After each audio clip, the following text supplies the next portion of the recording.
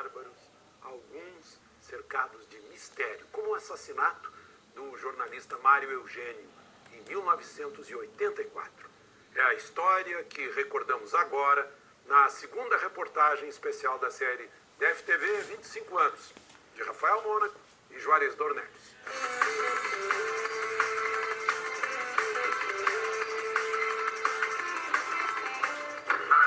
A notícia é do tamanho da verdade ou a quem doer. Pouco antes da meia-noite, o Paulo Roberto me liga e disse: Thelma, mataram o Mário, né? Eu levantei e falei assim: impossível, Paulo, impossível. Alguém, ele deve estar ferido, alguma coisa parecida, mas não creio que ele tenha morrido. 11 de novembro de 1984, o dono da voz do Gogó da Sete, o programa policial de rádio mais popular da época, é encontrado morto. Mário Eugênio Rafael de Oliveira tinha 31 anos. Além de trabalhar na Rádio Planalto, era repórter do Correio Brasiliense. Thelma Yara Gomes era namorada dele. Ele estava, assim, revoltadíssimo, porque ele falava um tal de esquadrão e de inocentes, pessoas inocentes sendo punidas, sendo executadas impunemente, né? Então, e acabou ele sendo uma dessas vítimas. Um tenente que comandava o pelotão de investigações criminais do Exército teve o carro roubado. Desmoralizado por causa da função que exercia, o tenente decidiu fazer uma investigação pessoal.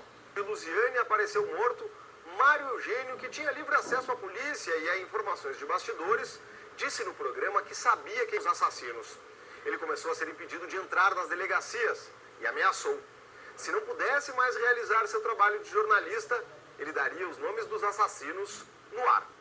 Aquelas pessoas que estavam envolvidas diretamente na morte do Chacareiro e que teriam sido os responsáveis diretos, imediatos, pela morte do jornalista. Soube da notícia da morte do jornalista Mário Eugênio através de um rádio receptor em sua casa.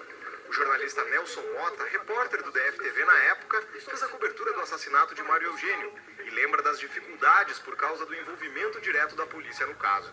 A gente tinha como maior suspeita na época a própria polícia. Então, eu trabalhava, eu me informava com quem tinha assassinado.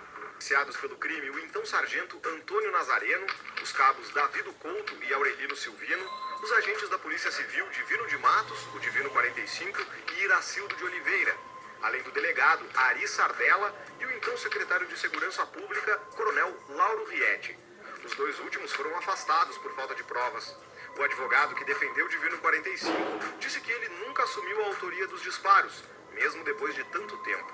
O pessoal do Exército, à época, ainda na efervescência do poder da Revolução, eles tinham uma certa supremacia na Polícia Civil, e a Polícia Civil era um pouco submissa, e o coronel Lauro Rietti era secretário de Segurança Pública, aí acabou respingando do lado mais fraco. Divino 45, condenado a 19 anos de prisão, cumpriu parte da pena, mas acabou fugindo.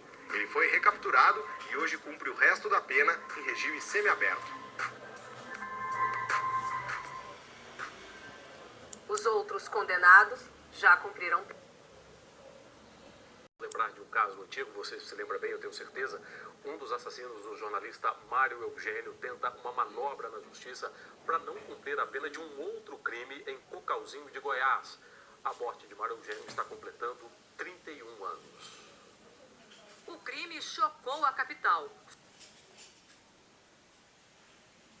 Em novembro de 1984, Mário Eugênio foi executado com 7 tiros na cabeça. O jornalista tinha um programa policial e denunciava grupos de extermínio. Em 1987, um dos assassinos foi condenado, Antônio Nazareno Mortari Vieira, sargento do Exército, mais conhecido como Sargento Nazareno. Somando outras penas por outros 2 crimes cometidos por ele, Nazareno deveria cumprir 24 anos, 3 meses e 17 dias de reclusão. Tudo foi cumprido até 16 de janeiro de 2009. O Ministério Público descobriu que, mesmo já tendo terminado, Nazareno continuou cumprindo a pena por mais 1 ano e meio. Ele seguiu se apresentando uma vez por mês à justiça, como se ainda estivesse no regime aberto, sem haver necessidade nenhuma. Por quê? Os promotores afirmam que Nazareno queria mesmo era escapar de uma outra condenação. 23 anos de reclusão por ter roubado e matado um homem e ainda escondido o cadáver na cidade de Cocalzinho, em Goiás, no ano de 1984. A sentença definitiva saiu em julho de 2010. Diz o MP, Nazareno tinha plena ciência de que sua pena já havia sido extinta em 2009 e que não havia razão para ele continuar a se apresentar à justiça, a não ser para forçar uma futura unificação ilegal de penas. Traduzindo, a pretensão clara era de que ele efetivamente, com essa esperteza, com perdão da expressão, conseguisse se afastar do recolhimento à prisão por esse crime tão grave, reconhecido pela Justiça de Goiás. Mas o Tribunal de Justiça chegou a concordar com o pedido de Nazareno para unificar as penas. Criticou o atraso na condenação em Goiás, 26 anos depois do crime. Alegou que o condenado se regenerou depois de cumprir a pena em regime fechado até o aberto. Virou enfermeiro, professor, teve filhos e entrou no serviço público por concurso. Mas o Ministério Público recorreu ao Superior Tribunal de Justiça para derrubar a decisão do TJDF e para que Nazareno fosse preso imediatamente. A sexta turma, por unanimidade, concordou.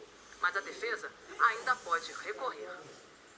Por telefone, o advogado de Nazareno, Divaldo Teófilo de Oliveira, disse ao DFTV que Nazareno cumpriu a pena em regime aberto até 2012 e que foi só nesse ano que a Justiça considerou que a pena havia acabado em 2009.